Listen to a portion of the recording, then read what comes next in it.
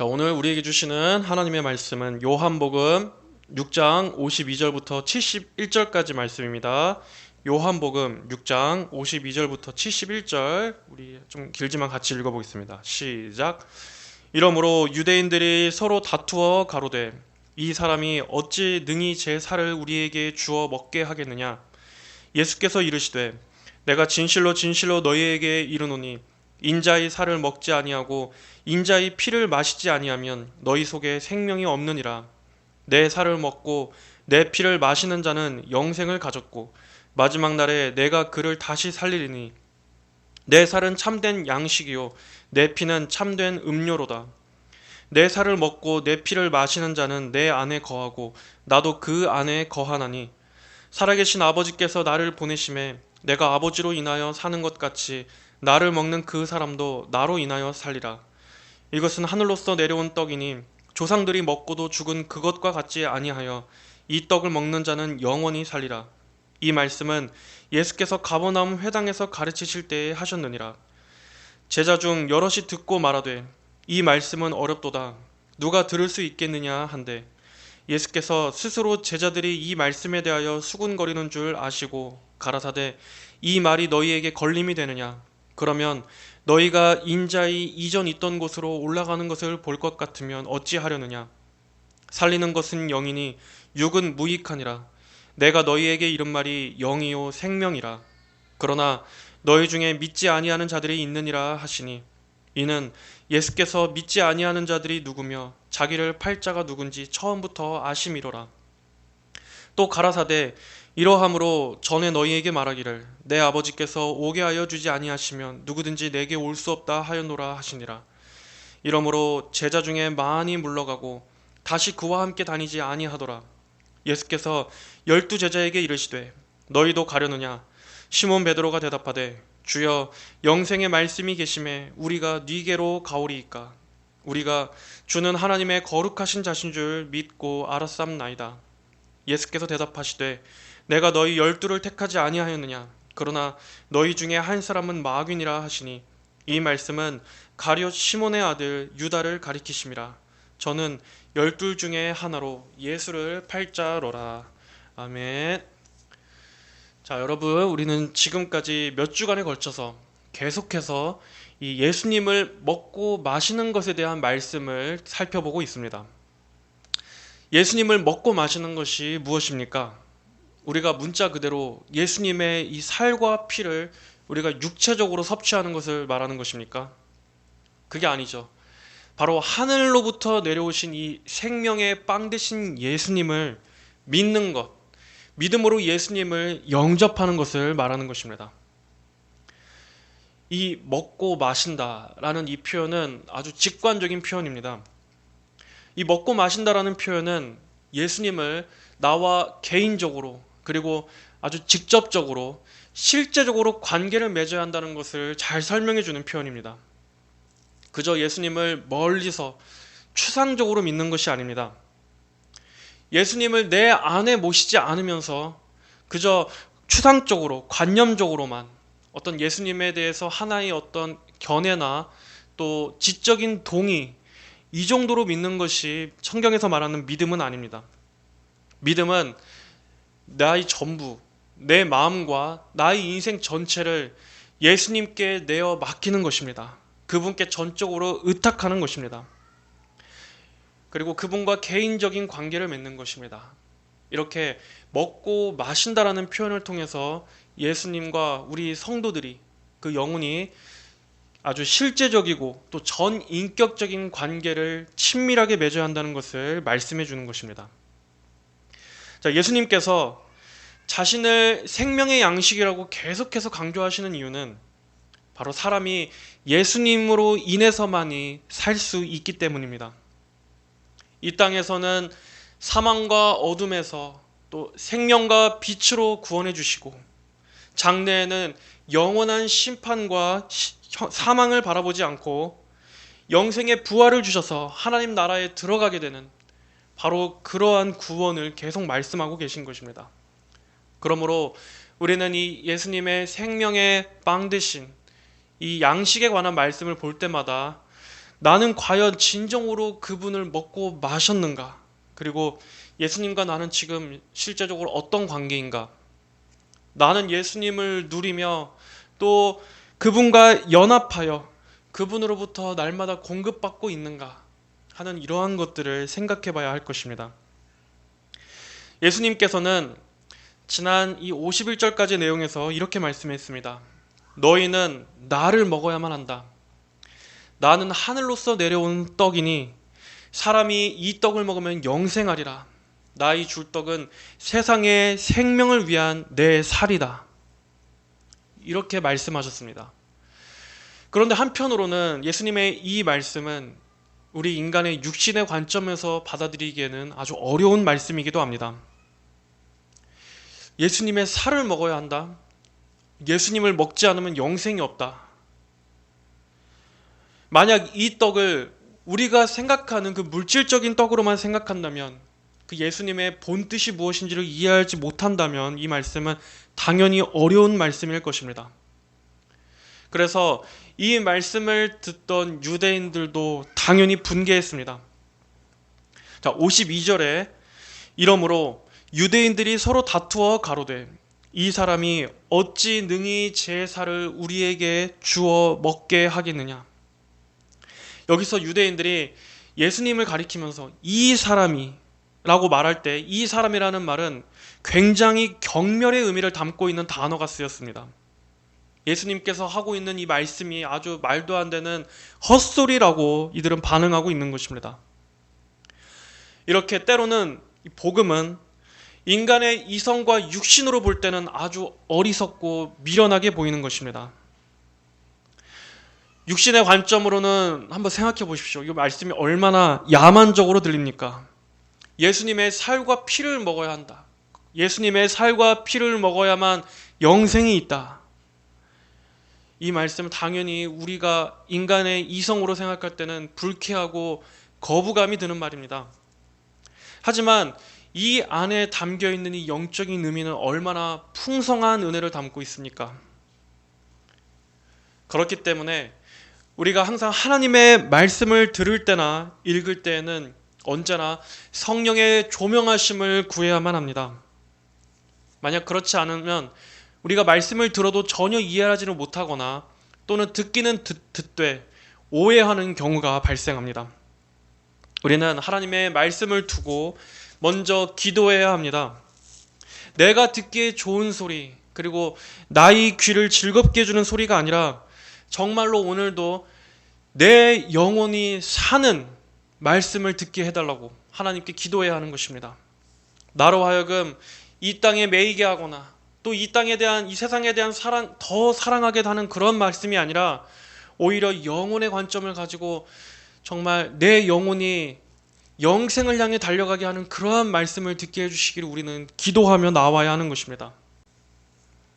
여러분이 개인적으로 성경을 읽을 때든 또 교회에 예배를 하러 나올 때든 항상 성도 여러분들은 그러한 기대감을 가지고 그러한 소원을 가지고 기도하며 준비하는 마음으로 하나님 앞에 나오셔야 합니다.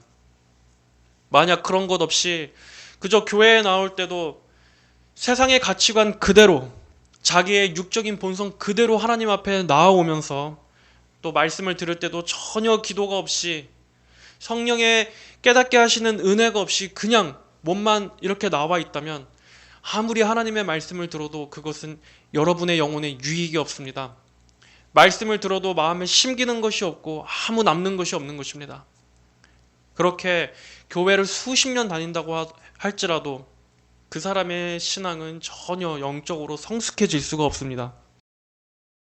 오늘날 교회를 다녀도 이 사람들에게서 진정한 변화를 찾아보기가 어려운 것은 우선 강단에서 선포되는 말씀도 인본주의적인 것도 문제지만 또 듣는 신자들도 애초에 별 기대감이 없기 때문일 것입니다.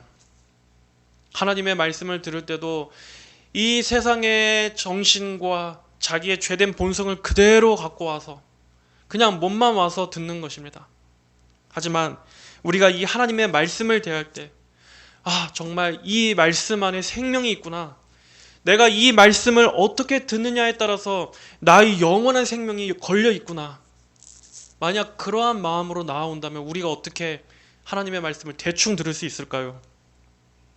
물론 이 성경책 자체가 하나님은 아니지만 우리는 하나님의 말씀을 대할 때 마치 하나님을 대하는 것처럼 엄숙하게 나아와야 합니다. 그러한 자세로 받들면서 들어야 한다는 것입니다. 이것이 단순히 그냥 책이 아니기 때문에 우리는 말씀을 들을 때도 엄중하게 이 말씀을 통해서 오늘도 생명을 주시기를 간구하는 마음으로 하나님 앞에 나아와야 하는 것입니다. 오늘날에는 이 설교의 홍수 시대라서 오히려 역으로 하나님의 말씀, 이 설교 말씀이 아주 하찮은 취급을 당하고 있습니다. 하지만 이렇게 사방에 이 설교가 넘쳐난다고 해도 어떻습니까? 그만큼 사람들이 더 영적으로 성숙합니까? 사람들이 더 신앙이 더 좋다고 말할 수 있습니까? 오히려 하나님 말씀이 너무나 하찮게 취급을 받고 그냥 땅에 짓밟히고 있습니다. 너무나 흔하기 때문에 사람들도 설교 말씀을 들을 때 전혀 갈급함이 없습니다. 그래서 이 유튜브 영상으로 조금만 클릭하다가도 좀만 지루하면 그냥 금방 꺼버리는 것입니다. 엊그제도 그 추정 60분인가 이렇게 보니까 요즘 사람들이 이 숏폼이라고 해서 아주 짧은 영상들, 이 짧은 영상들에 중독됐다라는 얘기가 나오더라고요. 이 유튜브의 뭐 쇼츠, 뭐 또 뭐 그 인스타의 릴스라고 하나요?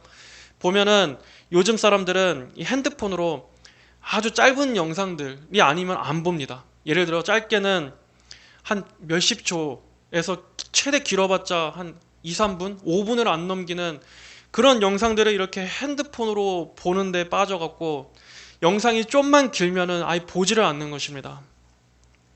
이렇게 좀만 보다가도 좀 지루하거나 내용이 어렵거나 글이 많거나 하면 그냥 바로 다음 영상으로 넘겨버리는, 요즘 시대 사람들은 다 여기에 다 뇌가 절여져 있습니다. 마찬가지로 이 유튜브에 올라가는 설교 역시도 그냥 하나의 유튜브 콘텐츠 취급을 당하고 있습니다.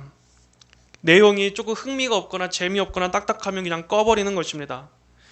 말씀을 무겁게 대하는 그러한 태도가 전혀 없이, 그러니까 오늘날 교회 다니는 사람들도 어떻습니까? 신앙이 깊어지지가 않는 것입니다. 이렇게 짧은 영상들에 아주 그냥 익숙해져 있는데 어떻게 하나님에 대해서 오랜 시간 동안 연구하고 기도하고 숙고하면서 배우는 그러한 태도가 들 수가 있겠습니까? 마치 하나님에 대해서도 2, 3분 만에 알려고 하는 그런 잘못된 습관들을 이렇게 배양이 되는 것입니다. 또 거기에다가 목회자들도 교회에서도 어떻습니까? 그런 사람들의 취향에 맞춰서 교회에서도 그런 짧은 영상들을 올리고 있습니다. 하지만 그렇게 한다고 해서 과연 그게 우리가 장기적으로 볼 때 교회가 더 유익이 있다고 말할 수 있을까요? 앞으로가 정말로 큰일입니다.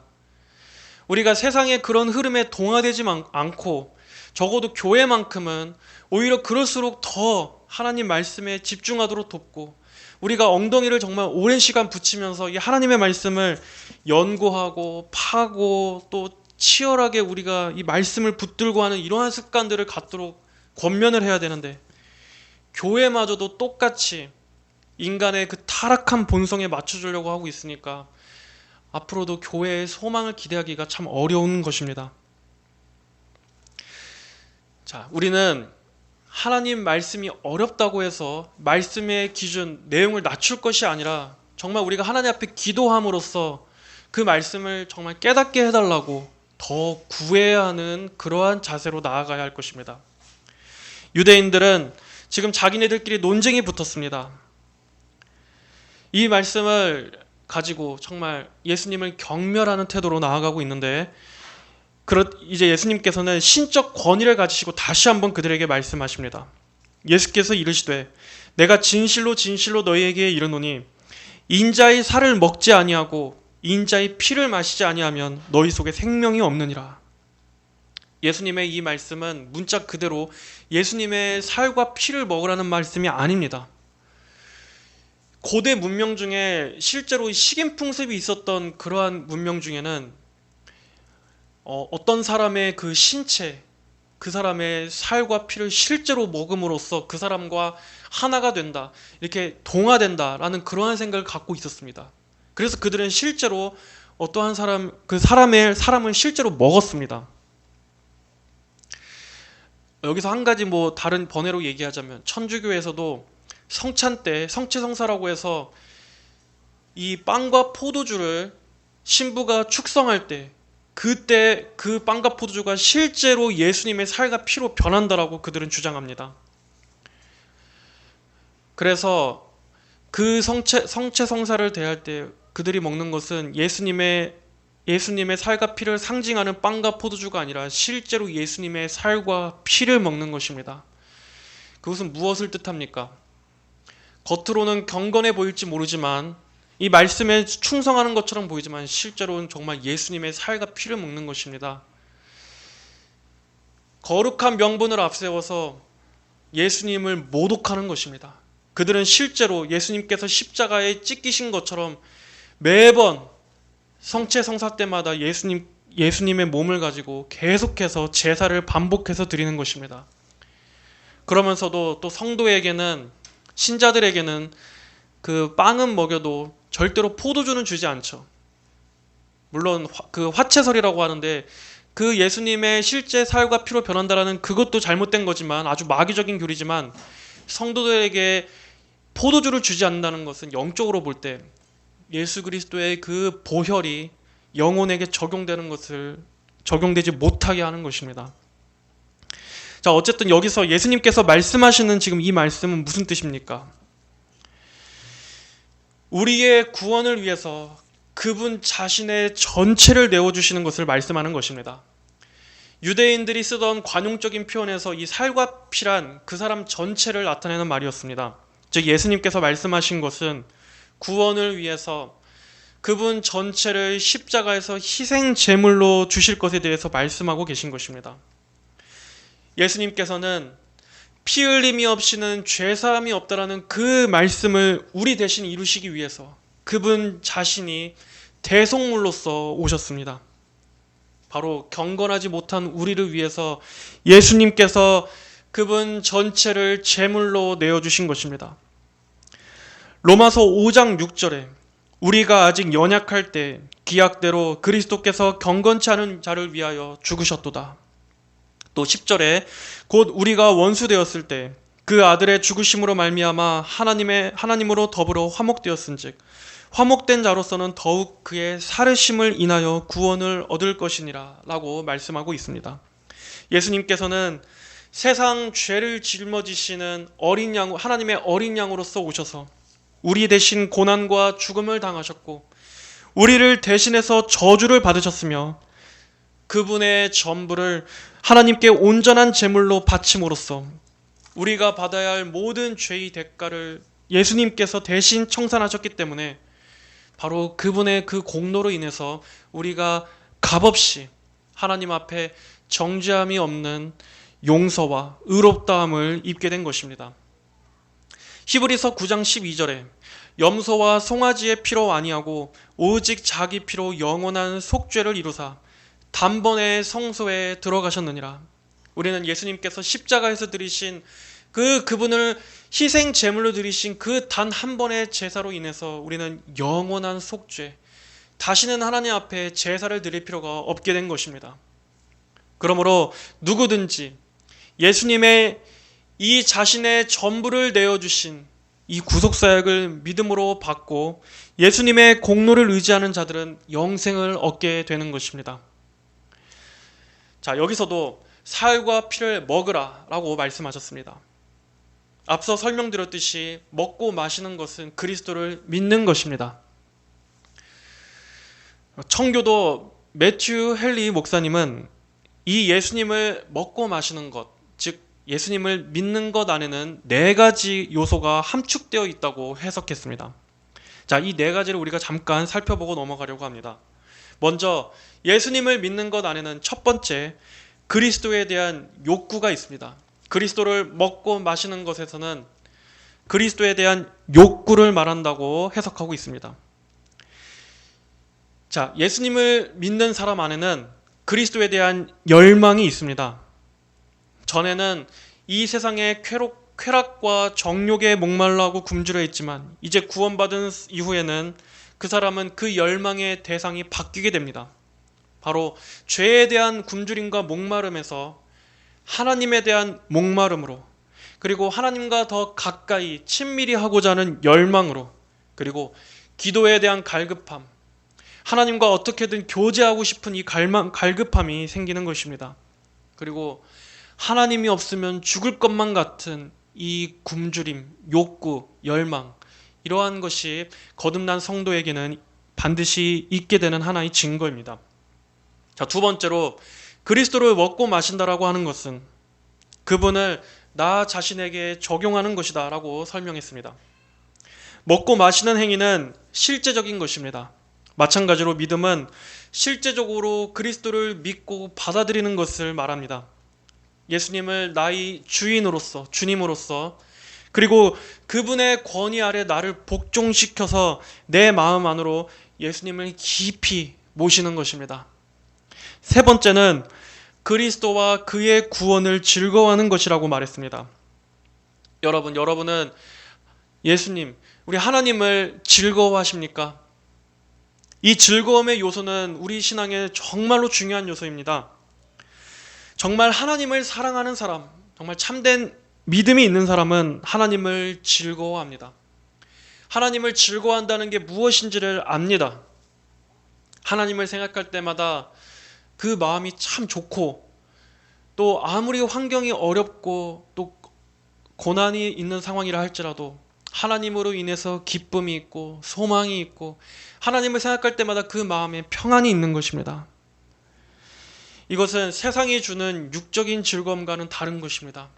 그 일시적이고 가볍고 헛되고 무의미한 그러한 가벼운 즐거움이 아니라 하나님을 즐거워하는 이 영적인 즐거움, 이 신령한 즐거움, 하나님의 성품과 그분의 영광과 그분께서 베풀어 주신 그 구원들을 생각할 때 누리는 즐거움, 그리고 말씀과 기도를 통해서 하나님과 교제하면서 누리는 이 영적인 즐거움, 이것이 성도에게는 반드시 있습니다.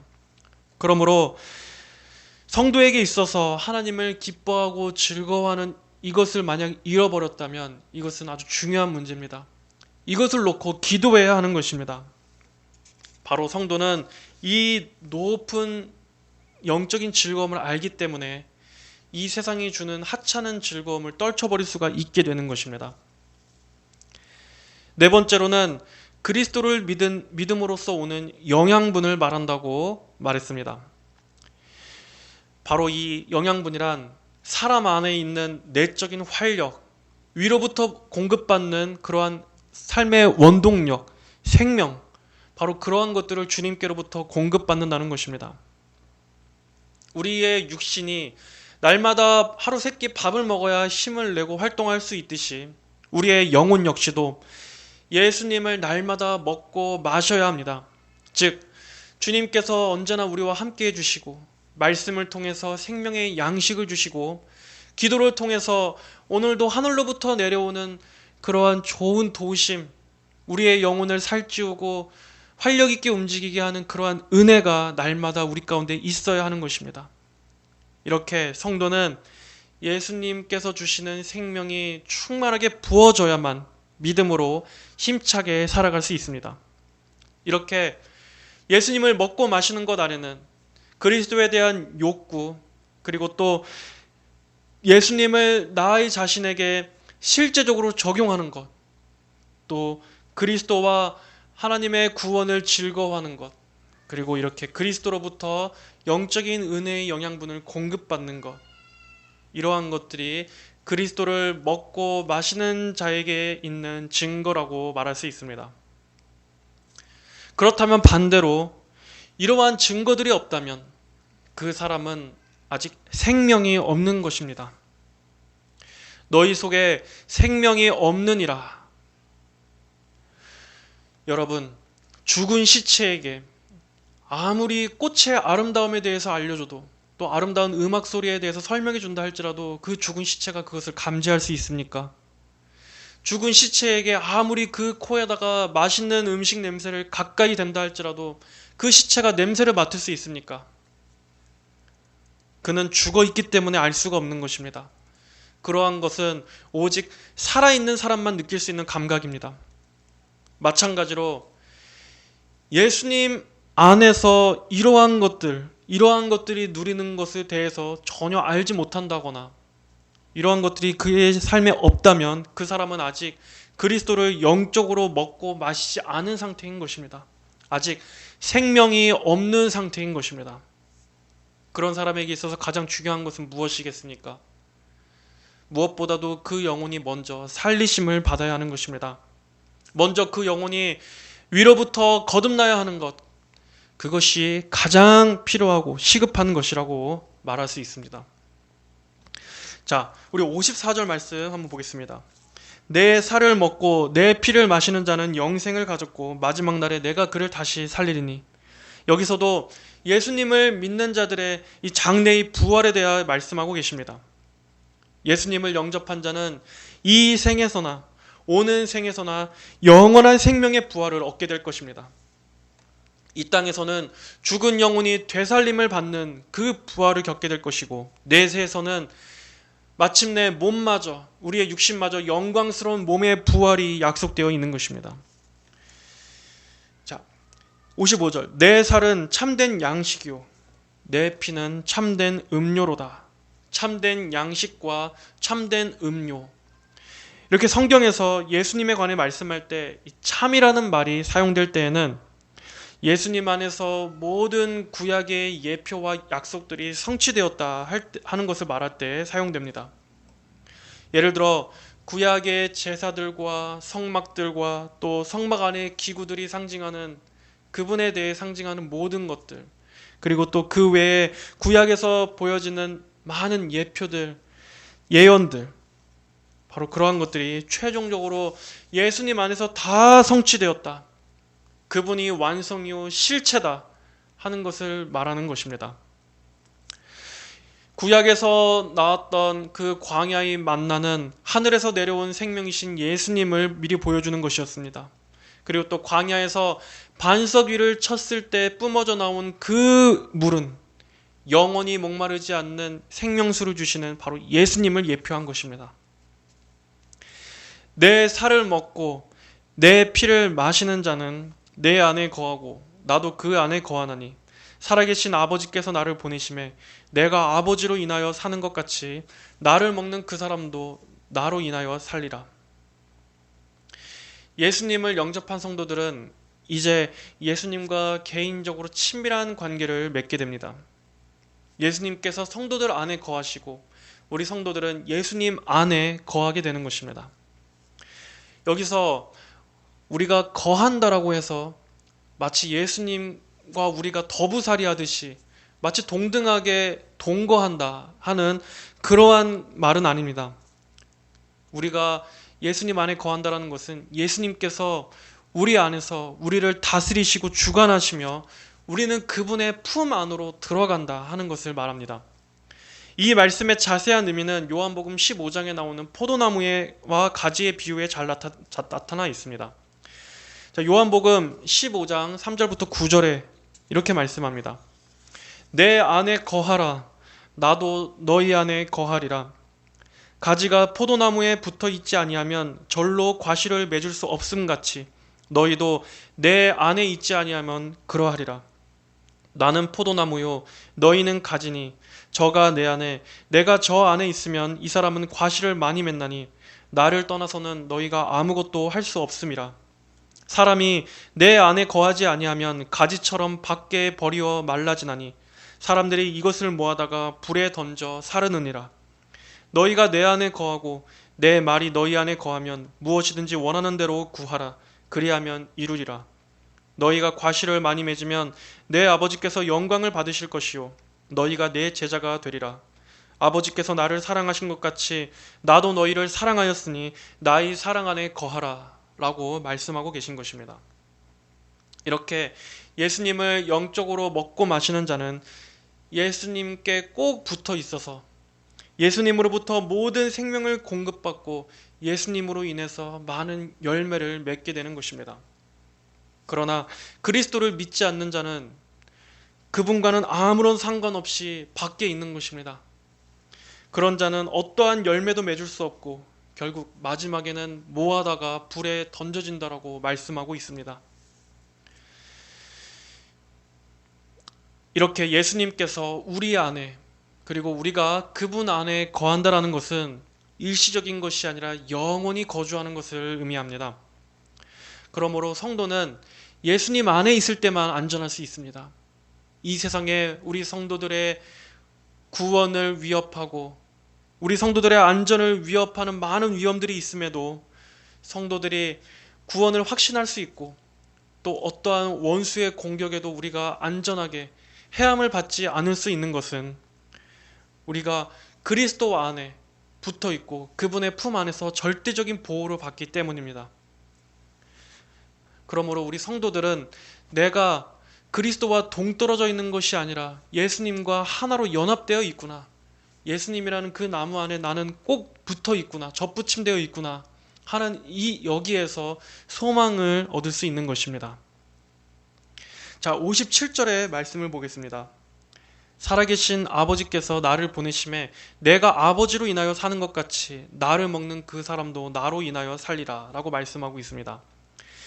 이것은 예수님께서 성부 하나님과 친밀한 관계를 맺는 것처럼 우리 역시도 예수님과 그렇게 깊은 관계가 될 것이라는 말씀입니다. 자, 또 이어서 58절, 이것은 하늘로서 내려온 떡이니 조상들이 먹고 죽은 그것과 같지 아니하여 이 떡을 먹는 자는 영원히 살리라. 이 말씀은 예수께서 가버나움 회당에서 가르치실 때에 하셨느니라. 제자 중 여럿이 듣고 말하되 이 말씀은 어렵도다, 누가 들을 수 있느냐 한데. 자, 예수님의 이 말씀을 다 들은 사람들의 반응은 어떻습니까? 여기서 이들은 제자들이라고 나옵니다. 제자 중 여럿이 듣고 말하되, 예수님의 12제자만이 아니라 이 당시에 예수님을 따르던 많은 군중들, 예수님을 그토록 열심을 가지고 쫓았던 많은 이들을 말하는 것입니다. 이들이 지금 어떠한 반응을 보이고 있습니까? 이 말씀은 어렵도다, 누가 들을 수 있느냐. 그들은 어려워했습니다. 그런데 여기서 어려워했다는 것은 그냥 내용이 너무 심오해서 어려워했다는 것이 아닙니다. 여기서 어려워했다에 쓰이는 이 헬라어 단어를 보면 비위에 아주 거슬리는, 싫은 이라는 뜻을 가지고 있는 단어입니다. 그들은 예수님의 말씀을 듣고 가장 먼저 부정적인 반응을 내보이고 있습니다. 예수님의 말씀하시는 이 내용이 그들을 불쾌하게 만들고 그들의 감정을 상하게 만들었습니다. 그들의 비위를 거슬리게 만들었습니다. 왜 그랬을까요? 바로 그들이 예수님께 기대했던 바와는 달랐기 때문입니다. 그들이 예수님께 바랬던 것은 그들의 육신을 배불리 먹여주는 그러한 기적을 계속해서 보여주시길 바라는 것이거나, 또는 정치적으로 자신들을 로마의 압제로부터 해방시켜줄 그런 강력한 지도를 원하는 마음에서 예수님을 따랐던 것이었습니다. 그런데 정작 예수님께서는 자신의 살과 피를 먹어야만 영생이 있다느니, 또 무슨 나중에 다시 살리심을 받는다느니 이러한 말씀만 하고 있기 때문이었습니다. 그리고 가만히 생각해보면 이 살과 피를 내어준다는 건 곧 죽음을 말하는 것인데, 그럼 지금 이 사람이 자신의 지금 죽음을 말하는 것인가?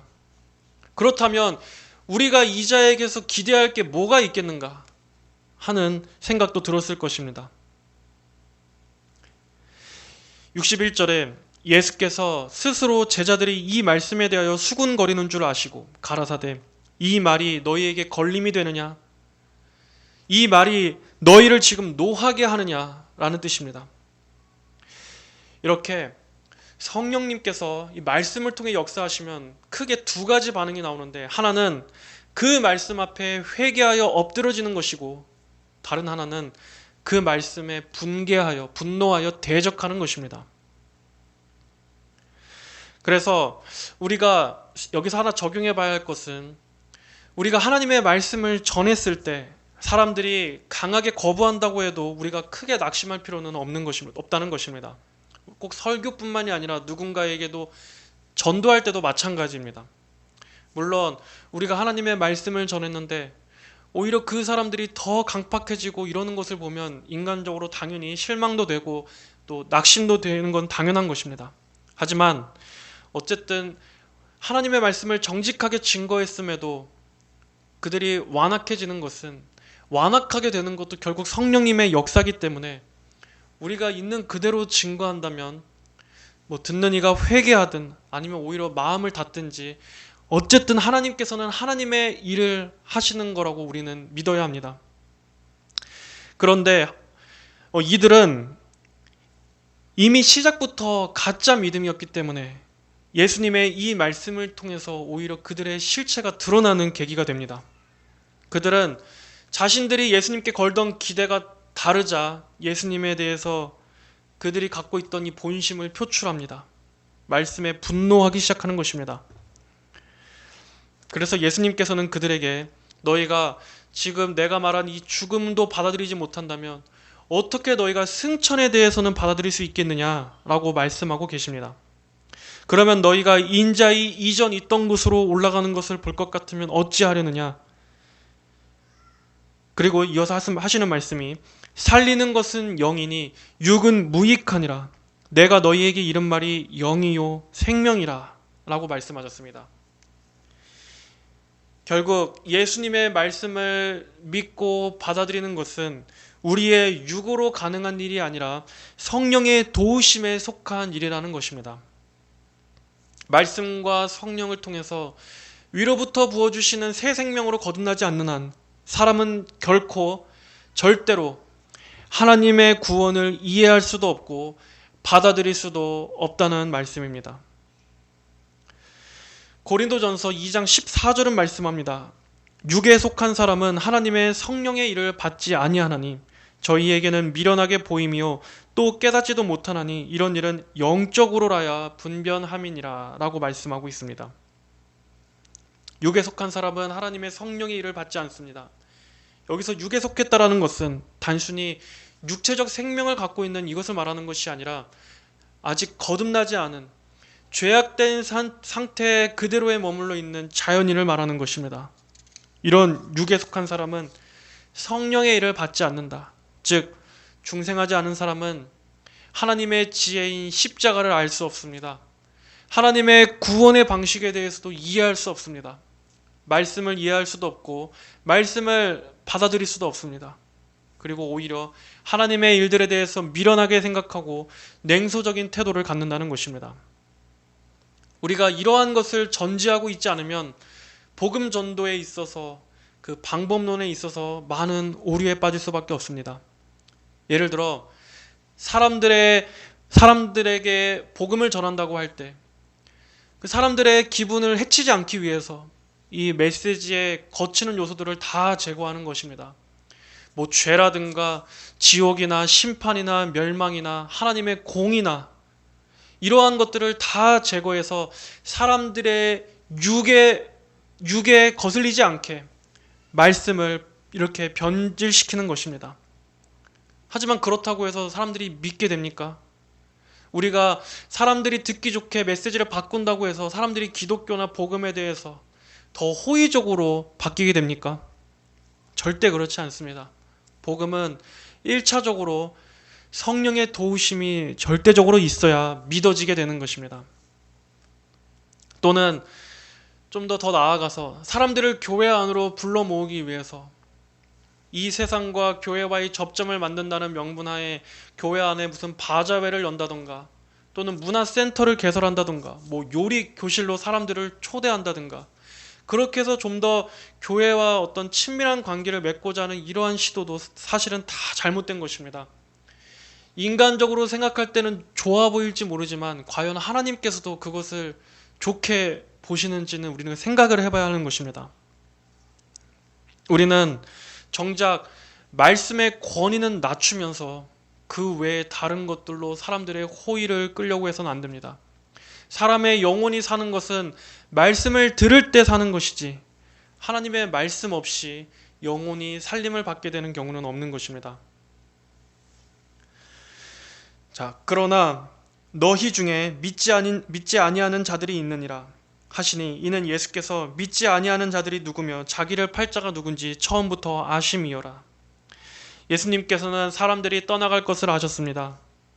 많은 이들이 참 진리가 선포될 때 그것을 반기지 않을 것과 오히려 대적하고 경멸할 것도 예수님은 다 아셨습니다. 그럼에도 예수님께서는 인간에게 믿음을 구걸하지 않으셨습니다. 그분은 친히 사람 안에 있는 것이 무엇인지를 아시는 분이셨기 때문입니다. 예수님께 나아오는 그 깊은 동기 안에 실은 얼마나 그들이 이기적이고 자기 중심적인 동기로 예수님 앞에 나아오는지를 다 아시기 때문입니다. 그래서 예수님은 사람들이 떠나간다 그러셔도 전혀 낙심하지 않으셨습니다. 하나님께서 맡겨주신 그 십자가의 사명을 그냥 묵묵히 걸어갈 뿐이셨습니다.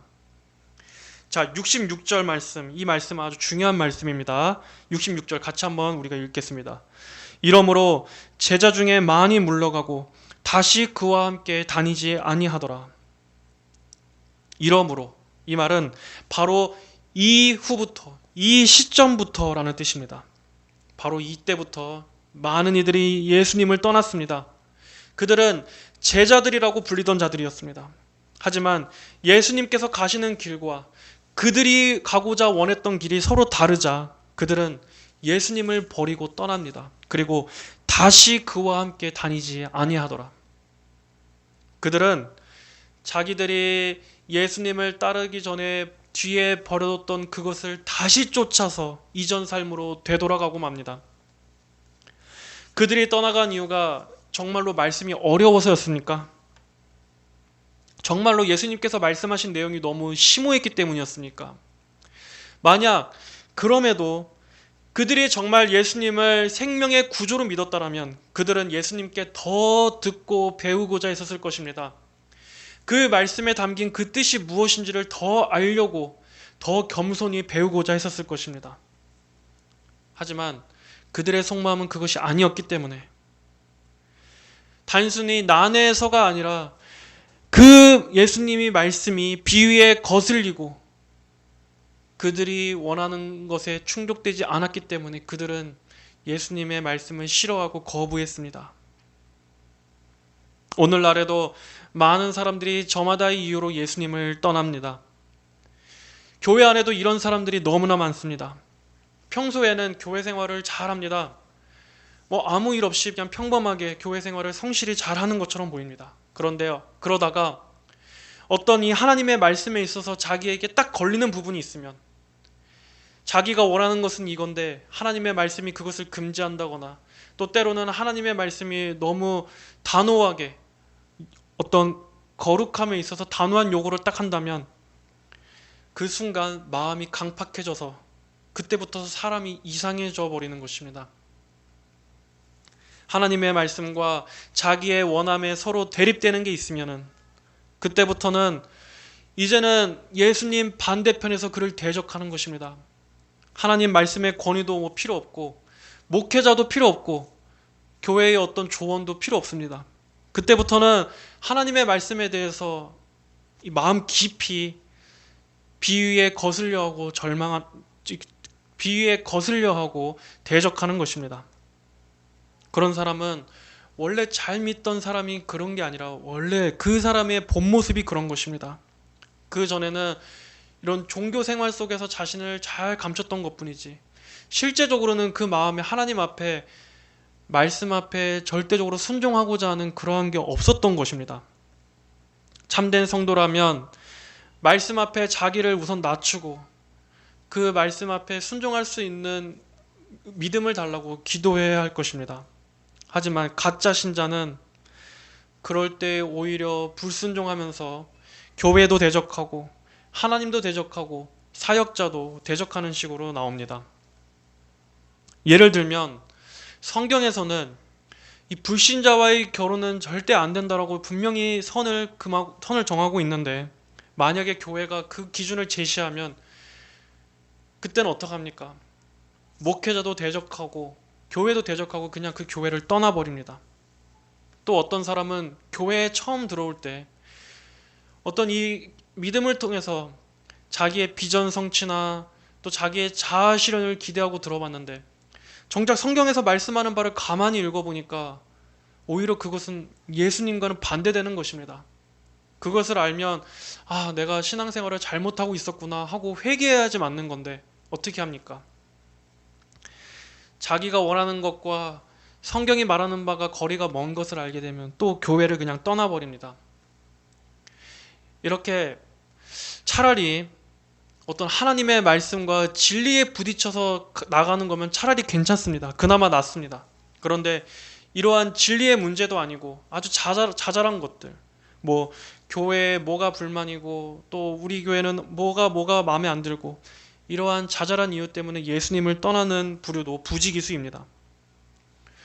가장 중요한 이 구원이고 영생이고 하는 이런 것에는 눈도 두지 않고 자기의 이해관계에 좀만 해가 될 것 같으면 자기가 가고자 하는 길에 오히려 하나님의 말씀이 장애가 된다 그러면은 가차없이 예수님을 헌신짝처럼 버려버리고 예전 삶으로 되돌아가는 일이 오늘날 교회에는 너무나 많습니다. 그렇기 때문에 생명으로 가는 길은 좁은 길입니다. 멸망으로 가는 길에는 인간의 육적인 본성에 전혀 거침이 없기 때문에 어려움이 없습니다. 다 자기를 대접해주고 높여주기 때문에 전혀 거침돌이 없습니다. 목회자들 역시도 그런 성도들의 눈치를 보느라 싫은 얘기는 전혀 못합니다.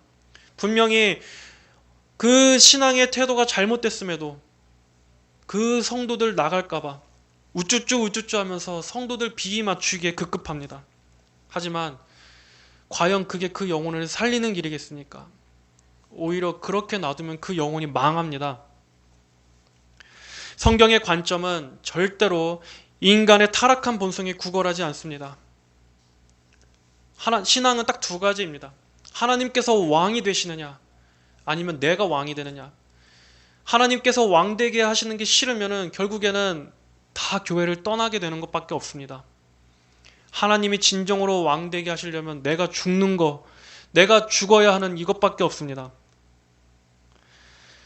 우리는 진리를 꺾으면서까지 인간의 타락한 죄성을 맞춰주기 위해서 결코 비위를 맞춰서는 안 됩니다. 그리고 교회는 절대로 영혼들을 꼬드기기 위해서 육적인 미끼를 제공해서는 안 됩니다.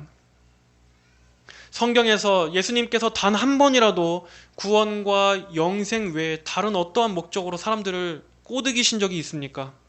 예수님은 단 한 번도 그러신 적이 없습니다. 그런데 오늘날 교회는 어떻게든 사람들을 많이 불러 모으기 위해서 하나님께서 기뻐하시는 것이 아니라 인간이 기뻐하는 것을 만족시키려고 애를 씁니다. 교회를 더 안락하고 세련되게 꾸미고 예배를 무슨 감동적이고 막 그런 인위적인 감정을 자아내는 그러한 예배들을 꾸미기 위해서 노력하고 있습니다. 감성적인 음악을 깔고 감동적인 예화를 들고 사람들이 어떻게든 이 주일에 한번 와서 그러한 감동을 느끼게 할까, 감격을 얻게 할까. 이게 예배의 목적이지 과연 하나님의 영광을 높이는 것, 이거에 대해서 오늘날 교회가 고민하고 있습니까? 저는 솔직히 좀 과한 표현이지만 저는 아주 그게 역겹습니다. 이 현대 기독교 특유의 그 오글거림, 저는 그게 굉장히 싫고 거부감이 듭니다. 설교할 때도 설교자가 설교 말미에 사람들에게 억지로 뭔가 감동을 주기 위해서 막 음악을 깔고, 사실 그거는 감정 조작입니다. 그거는 성도들의 그 감정을 인위적으로 조작하는 겁니다. 교회가 하나님의 진리를 담대하게 선포해야지 기껏 성도들 떠나가는 게 두려워서 그 인간의 비위에 맞추고 사람의 종되어서 어떻게든 그 감정을 구슬려서 그렇게 하는 것은 결국에는 매춘부가 음행을 저지르기 위해서 자신을 치장하는 것과 다를 바가 없습니다. 교회가 세상을 벤치마킹해서 세속적인 것들을 교회 안에 끌어들이는 것은 교회가 이 세상과 간음하기 위해서 영적 음행을 하는 것과 다를 바가 없는 것입니다. 그렇기 때문에 오늘날 교회가 가볍고 타락하고 천박해진 것입니다. 교회는 오로지 하나님의 말씀으로만 영혼을 불러야 합니다. 그 외에 다른 어떠한 미끼로도 영혼을 꼬셔서는 절대로 안 되는 것입니다. 많은 이들이 예수님을 떠났습니다. 예수님께서는 이제 남아있는 12제자에게 물으십니다. 너희도 가려느냐? 많은 이들이 예수님의 말씀을 들은 많은 이들이 예수님을 떠났던 것과 반대로 또 어떤 이들은 주님 곁에 더 가까이 하는 자들도 있습니다. 그들은 예수님 안에 영생이 있음을 알기 때문에 오히려 예수님 앞으로 더 가까이 더 붙어 있으려고 하는 사람들입니다.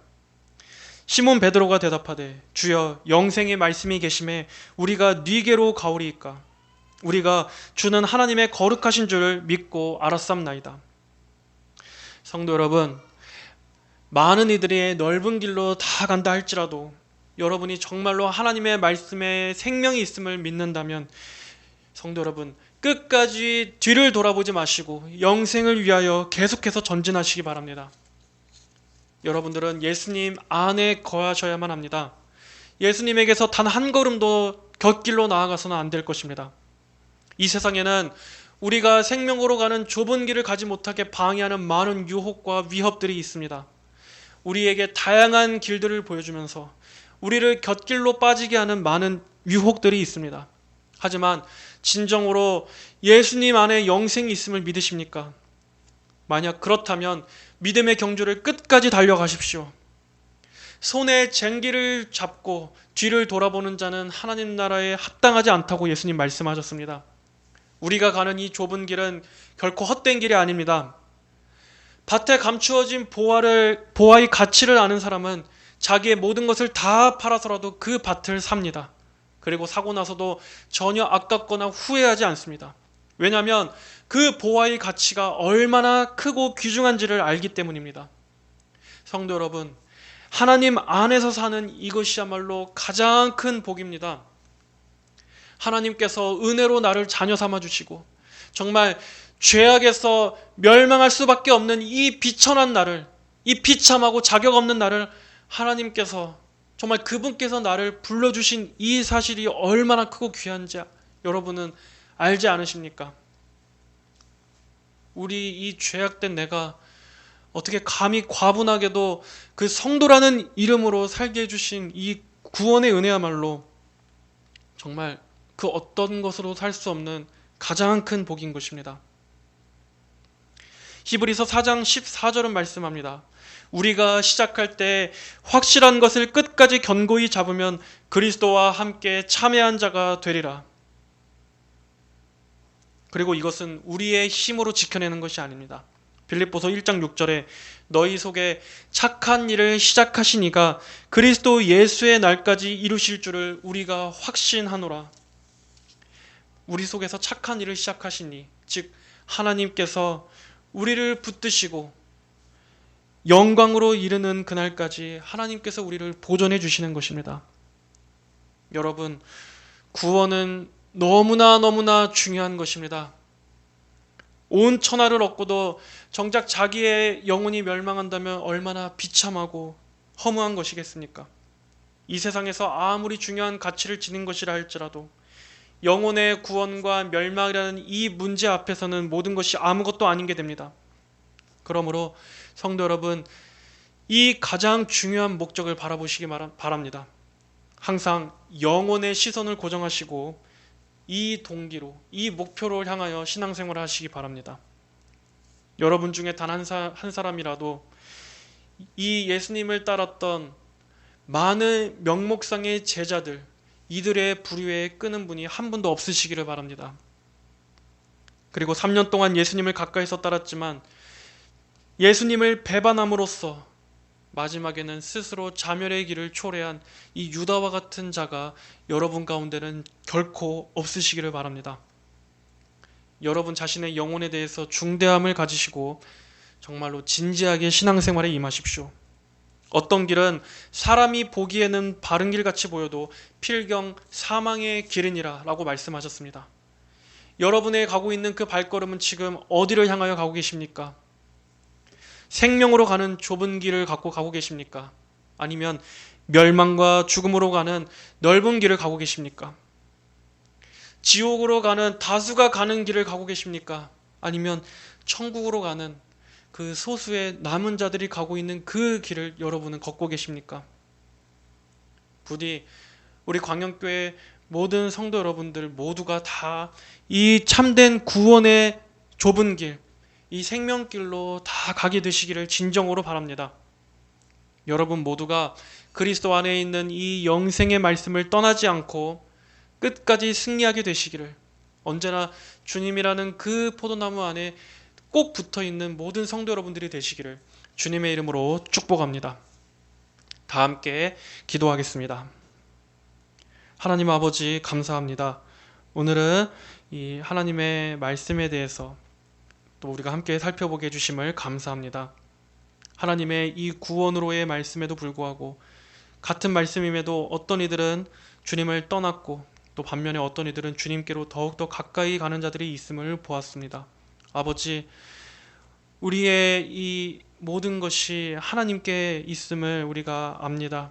하나님께서 우리를 붙잡아 주셔서 우리가 하나님 말씀으로 인해 시험에 들거나 걸려 넘어지지 않게 붙잡아 주시고 또 자기의 헛된 욕망을 위해서 예수님을 따르는 그러한 거짓된 동기로 주님을 쫓지 않게 하여 주시옵소서. 우리는 오직 하나님께서 가장 원하시는 그 구원과 영생이라는 이 목적에 우리 역시도 같은 마음을 가지고 정말 가장 중요한 이 생명을 바라보며 주님을 따르는 그러한 모든 성도들이 다 되게 하여 주시옵소서. 좁은 생명의 길을 끝까지 걸어갈 수 있도록 붙잡아 주시고 천국으로 가는 그날까지 하나님께서 승리할 수 있도록 우리를 붙잡아 주시옵소서. 모든 영광과 찬송을 주님 홀로 받아 주시오며 살아계신 우리 주 예수님의 이름으로 기도하였습니다. 아멘.